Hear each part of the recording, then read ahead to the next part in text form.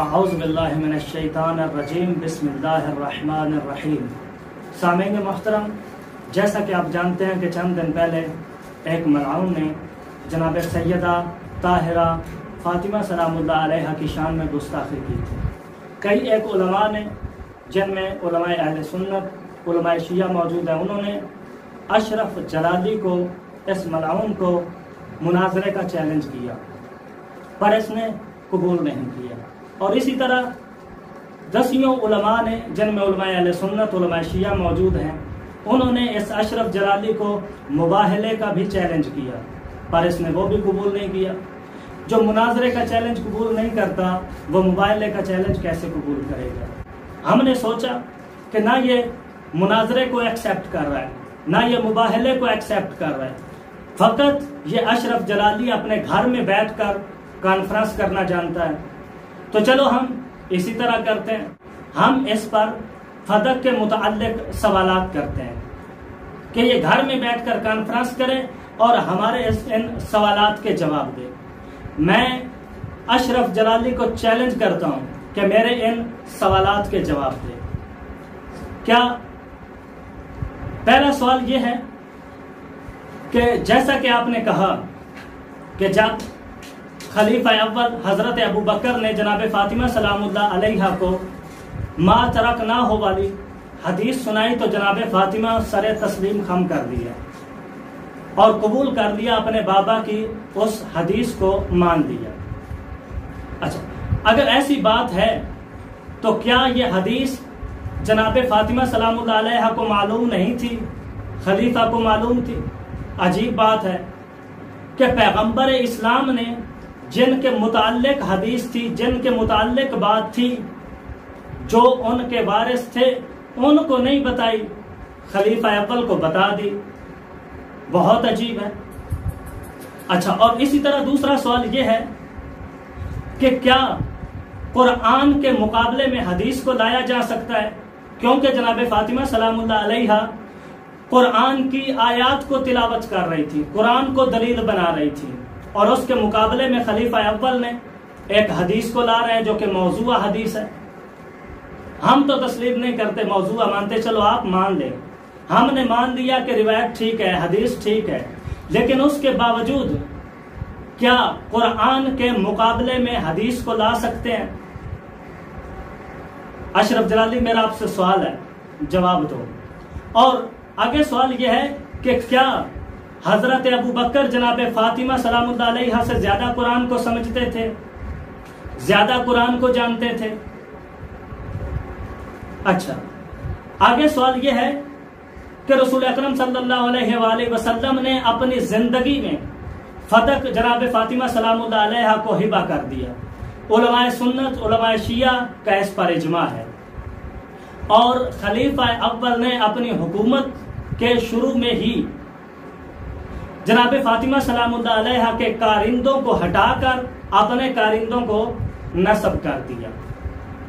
اچھا، اس حدیث کے مطابق جو کہ آپ بیان کر رہے ہیں، ما ترکنا ہو والی، کہ ہم جو چھوڑ جاتے ہیں وہ صدقہ ہوتا ہے، کیا پیغمبر اسلام کی یہ حدیث ہے نا؟ تو ان کو معلوم تھا کہ میرا کوئی وارث نہیں ہے، ہماری وراثت نہیں ہوتی، تو پھر کیوں انہوں نے جناب فاطمہ کو ہبہ کیا فدق؟ جبکہ اس سے سمجھ یہ آتی ہے کہ پیغمبر اکرم صلی اللہ علیہ وآلہ وسلم نے نعوذ باللہ من ذالک ثم نعوذ باللہ کہ پیغمبر اسلام نے غلط کیا، جبکہ ان کی وراثت نہیں تھی، تو انہوں نے کیوں ہبہ کی؟ سوال تو بنتا ہے۔ اچھا، آگے سوال یہ ہے کہ خلیفہ اول نے فدق کو واپس لیا، باغ فدق کو واپس لیا، اور اس کے بعد کئی ایک خلفاء نے، کئی ایک آپ کے اماموں نے فدق کو، اہل بیت کو واپس کیا ہے، جن میں بہت بڑے بڑے نام موجود ہیں، ہمارے نہیں، آپ کے تو امام بھی ہیں، آپ کے تو معتبرین بھی ہیں۔ تو ان کا کیا کریں گے؟ جن میں بعض اہل سنت کے نزدیک کے جناب عمر خلیفہ ثانی نے بھی فدق کو واپس کیا تھا، اور اسی طرح عمر بن عبدالعزیز نے واپس کیا تھا، اور اسی طرح مامون الرشید نے تو باقاعدہ علماء کو جمع کیا اور ان سے سوال کیا کہ کیا جناب فاطمہ سلام اللہ علیہا نے جو گواہان پیش کیے تھے وہ درست تھے، ان کی گواہی کو مانا جا سکتا ہے، ان کی گواہی کو تسلیم کیا جا سکتا ہے؟ تو علماء نے متفقہ طور پر فیصلہ کیا کہ ان کی گواہی کو قبول کیا جا سکتا ہے، ان کی گواہی قابل قبول تھی۔ تو اس کے بعد مامون الرشید نے ایک تحریر لکھی ہے جس میں یہ لکھا کہ میں سنت پیغمبر پہ عمل کرتے ہوئے باغ فدق کو اہل بیت کی طرف منتقل کرتا ہوں، اور اسی طرح مہدی عباسی نے بھی فدق کو واپس کیا ہے۔ تو بہت بڑے بڑے نام ہیں جنہوں نے فدق کو واپس کیا، آپ کے امام ہیں، آپ کے خلفاء ہیں، تو کیا کہیں گے؟ اب فیصلہ تو کرنا پڑے گا کہ مفتی کون ہے اور مصیب کون ہے۔ یہ تو نہیں ہو سکتا کہ باغ فدق لینے والا بھی سیدھے رستے پہ ہو اور واپس کرنے والا بھی سیدھے رستے پہ ہو، ایسے نہیں ہو سکتا۔ اچھا، یہ تو ہمیں معلوم ہے کہ آپ قاتل کو بھی رضی اللہ اور مقتول کو بھی رضی اللہ مانتے ہیں، آپ نے ملا بہت ڈھونگ رچا دیا، اب یہ نہیں چلے گا۔ آپ نے سادہ لوگوں کو بہت برگلا دیا، پر اب ایسا نہیں چلے گا، اب جواب دینا پڑے گا، اب بتانا پڑے گا کہ مفتی کون تھا اور مصیب کون تھا، سچا کون تھا اور جھوٹا کون تھا، صحیح کس نے کیا اور غلط کس نے کیا، بتانا پڑے گا۔ اچھا، اور اسی طرح امیر المومنین علی ابن ابی طالب نے اور امیر المومنین کے ساتھ پیغمبر اسلام کے چچا جناب عباس بھی موجود تھے، خلیفہ ثانی کے سامنے دعویٰ دائر کیا فدق کا۔ اچھا، یہ وہ دور تھا کہ جب امیر المومنین اس حدیث کو بھی سن چکے تھے کہ نحن معاشر الانبیاء والی حدیث کو بھی سن چکے تھے، اس کے باوجود امیر المومنین دعویٰ دائر کر رہے ہیں۔ کیا امیر المومنین کو اس حدیث کا معلوم نہیں تھا؟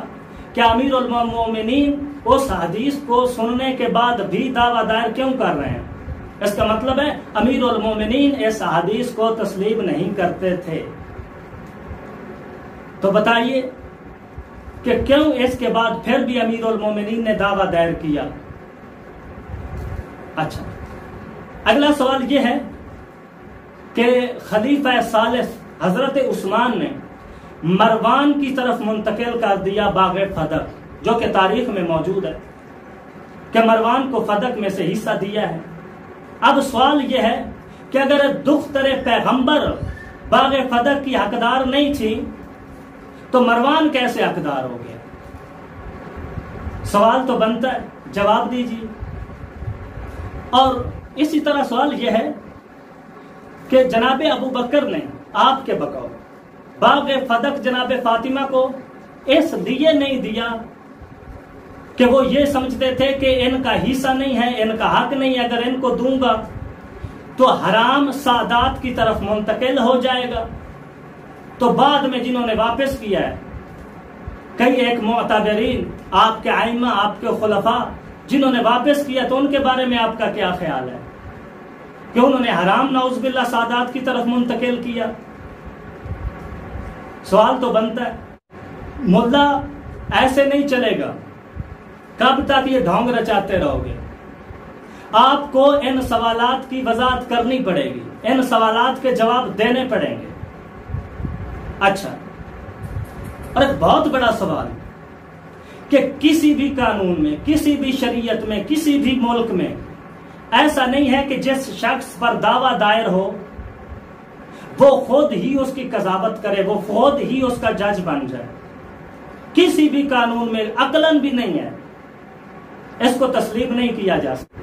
اور اس طرح جب خلیفہ اول پر دعویٰ دائر کیا گیا ہے، حاکم پر دعویٰ دائر کیا گیا کہ انہوں نے فدق کو واپس لیا، جناب سیدہ کے کارندوں کو ہٹا کر حکومت کے کارندوں کو بھیجا ہے، تو سوال تو بنتا ہے کہ کیوں اس ہی شخص نے جس پر دعویٰ دائر تھا وہی فیصلہ کر رہا ہے، وہی قضاوت کر رہا ہے؟ یہ کیسے ہو سکتا ہے؟ یہ کس قانون کے مطابق ہے؟ یہ کس شریعت کے مطابق ہے؟ سوال تو بنتا ہے، جواب دینا پڑے گا۔ اچھا، اگلا سوال یہ ہے کہ جب فدق جناب سیدہ فاطمہ کی ملکیت میں تھا تو جب واپس لیا گیا تو گواہ کسے پیش کرنے چاہیے تھے؟ جس کی ملکیت میں تھا کیا اسی سے گواہ پہ لیے جائیں گے؟ نہیں، گواہ اس کو پیش کرنے چاہیے تھے جو جناب فاطمہ کی کارندوں کو ہٹا کر اپنے کارندوں کو بھیج رہا ہے، اسے گواہ پیش کرنے چاہیے تھے کہ کیوں آپ ایسا کر رہے ہیں۔ انصاف تو یہ ہے، عدالت تو یہ ہے کہ وہ گواہ پیش کرتا، جبکہ گواہ جناب فاطمہ سلام اللہ علیہ سے مانگے گئے اور ان کے بھی گواہوں کو رد کر دیا۔ اچھا، اگر آپ یہاں پہ کہتے ہیں جیسا کہ آپ کہتے ہیں کہ گواہ پیش کیے گئے تھے، تو ایک بات یاد رکھیں، یہاں پہ بھی سوال بنتا ہے، یہاں پہ بھی سوال بنتا ہے کہ جو گواہ آپ کہتے ہیں کہ جناب ابو بکر نے پیش کیے تھے، ان گواہوں میں بھی ایک خاتون موجود ہے، اور جو جناب فاطمہ نے گواہ پیش کیے تھے ان میں بھی ایک خاتون موجود ہے۔ جناب فاطمہ کے گواہ خاتون کو قبول نہیں کیا گیا، اس کی گواہی کو قبول نہیں کیا گیا، اس لیے کہ ایک خاتون کی گواہی قابل قبول نہیں ہے، جبکہ وہ ام ایمن تھی جن کے بارے میں پیغمبر اسلام ارشاد فرماتے ہیں، یہ حدیث بدایہ و نہایہ میں موجود ہے کہ ام ایمن وہ ہیں کہ جن کی گواہی دو برابر ہوگی، وہ ایک گواہی دیں تو وہ گواہی قابل قبول ہوگی۔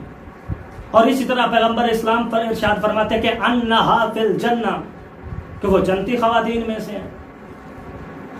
جب ام ایمن کی گواہی قبول نہیں ہے تو جناب ابو بکر کی طرف سے آنے والے گواہوں میں بھی ایک خاتون ہے، تو اس کی گواہی قابل قبول کیسے ہوگی؟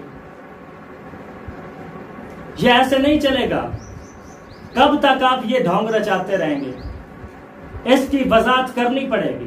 اور یہاں پہ میں ایک آخری سوال کرنا چاہوں گا، کیا آپ کہتے ہیں کہ یہ حدیث ٹھیک ہے کہ نحن معاشر الانبیاء لا نورث، ہمارا کوئی وارث نہیں ہوتا، ہم جو چھوڑ جاتے ہیں وہ صدقہ ہوتا ہے؟ تو اس کے مقابلے میں قرآن کو دیکھیں، جناب سلیمان، قرآن کہہ رہا ہے کہ وَوَارِثَةُ سُلَيْمَانُ دَاوُودَ، جناب سلیمان داؤد کے وارث تھے۔ اب آپ یہاں پہ کہیں گے کہ وہ، جیسا کہ آپ کہتے رہے ہیں کہ وہ ان کے علم کے وارث تھے، تو آؤ ہم بتاتے ہیں کہ جناب سلیمان نے جناب داؤد کی وراثت سے 1000 گھوڑے دیے ہیں، وراثت میں پائے ہیں 1000 گھوڑے، ہم ثابت کرتے ہیں، آپ کی کتابوں سے ثابت کرتے ہیں۔ تو یہ ڈھونگ کب تک رچاتے رہیں گے؟ کب تک سادہ لوگوں کو بے وقوف بناتے رہیں گے؟ اشرف جلالی، میرا آپ سے چیلنج ہے کہ میرے ان سوالات کے جواب دو۔ آپ کو ان سوالات کے جواب دینے پڑیں گے، آپ کو ان کی وضاحت کرنی پڑے گی۔ اسی کے ساتھ والحمدللہ۔